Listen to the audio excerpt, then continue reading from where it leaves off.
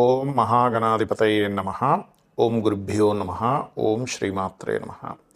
పరమేశ్వర స్వరూపమైనటువంటి జ్యోతిష, వాస్తు మరియు ఇతర అనేకమైనటువంటి శాస్త్రములను మనకు అందించినటువంటి మహర్షులకి నమస్కారం.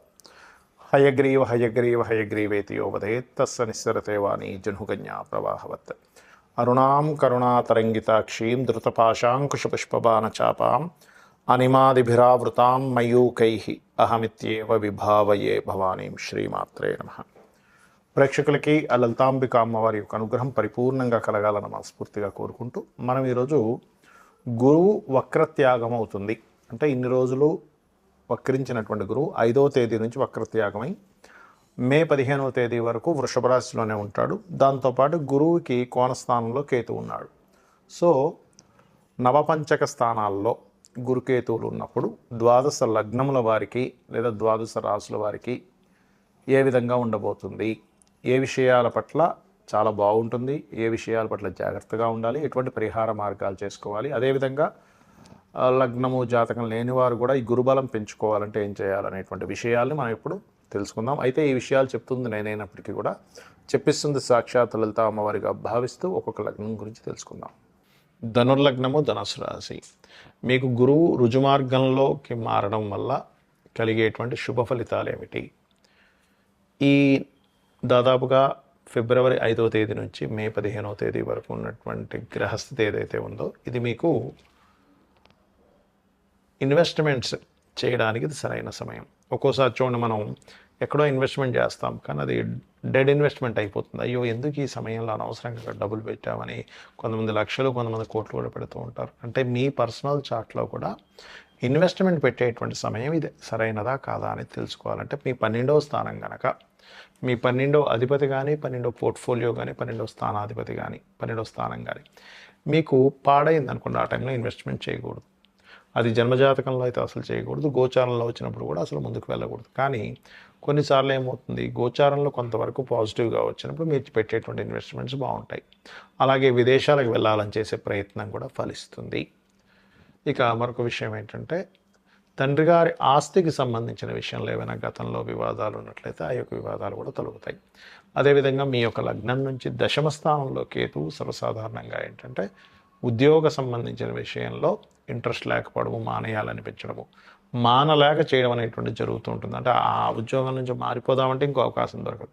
కానీ ఎప్పుడైతే గురువు మీకు 6వ స్థానంలో ఉంటూ దృష్టిని దశమ స్థానం మీద పెట్టాడో మీ యొక్క లగ్నాన్ని శుభుడు కూడా అయినందుకు చాలా మట్టుకు ఏమవుతుందంటే కొత్త అవకాశాలు రావడము, ఉద్యోగంలో కొంతవరకు ప్రమోషన్స్ కానివ్వండి, ఉద్యోగంలో కొంత గుర్తింపు. చాలామంది చూడండి ఉద్యోగాలు చేస్తుంటారు కానీ మాకు గుర్తింపు లేదు అని చెప్పి బాధపడుతూ ఉంటారు.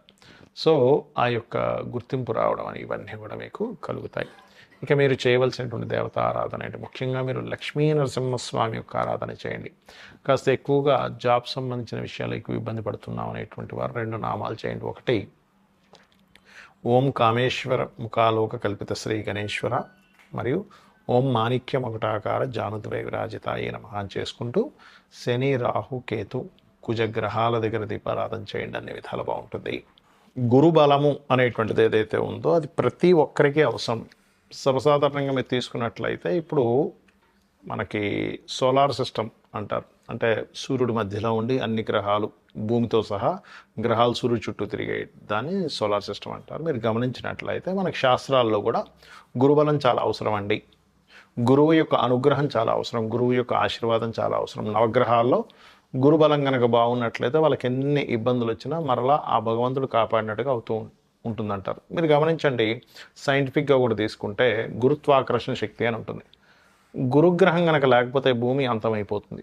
ఎందుకు అంటే భూమిపై వచ్చేటువంటి శకలాలు ఏవైతే ఉంటాయో కొన్ని వాటిని గురువు తన వైపు లాగేసుకుంటుంది. అంటే ఏంటి, సేవ్ చేస్తుంది గురుగ్రహం మనకి సోలార్ సిస్టంలో కూడా. అలాగే నవగ్రహాల్లో గురుబలం బాగుంది ఎవరి జన్మజాత చక్రంలో అయినా వాళ్ళకి అన్ని సమయానికి అవుతూ ఉంటాయి.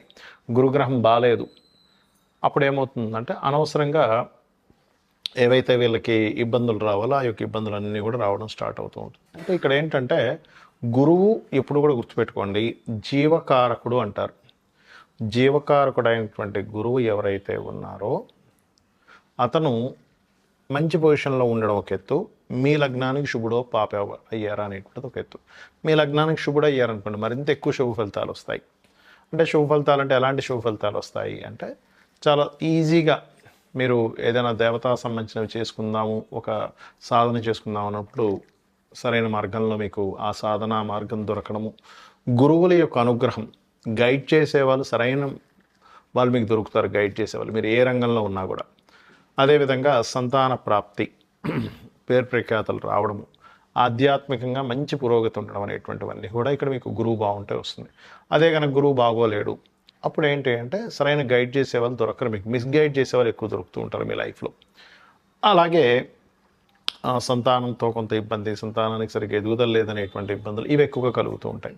మరి అలాంటప్పుడు ఈ గురుబలాన్ని మీ లగ్నం తెలిసినా తెలియకపోయినా పెంచుకోవాలంటే ఏం చేయాలి అంటే సింపుల్గా గురువు యొక్క ఆరాధన.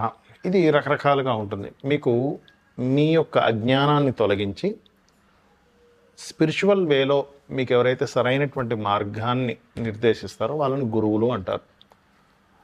మీకు ఉపాధ్యాయుడు వేరు, అంటే టీచర్స్ వేరు, గురువులు వేరు, రకరకాల ఇది ఉంటుంది. మీరు ఒక్కొక్క దగ్గర నుంచి నేర్చుకునేటప్పుడు సర్వసాధారణంగా అందరూ ఏంటంటే మా గురువు గారిని వాడేస్తుంటారు వర్డ్, కానీ కేవలం అజ్ఞానాన్ని తొలగించి ఆధ్యాత్మిక మార్గాన్ని సరైనటువంటి మార్గంలో మీకు వెలుగుని చూపించేవాళ్ళు గురువు అవుతారు. అయితే ఇక్కడ గురుబలం పెరగడానికి ఏం చేయాలి? సర్వసాధారణంగా శనివర్గ లగ్నాలు, గురువర్గ లగ్నాలు ఉంటాయి.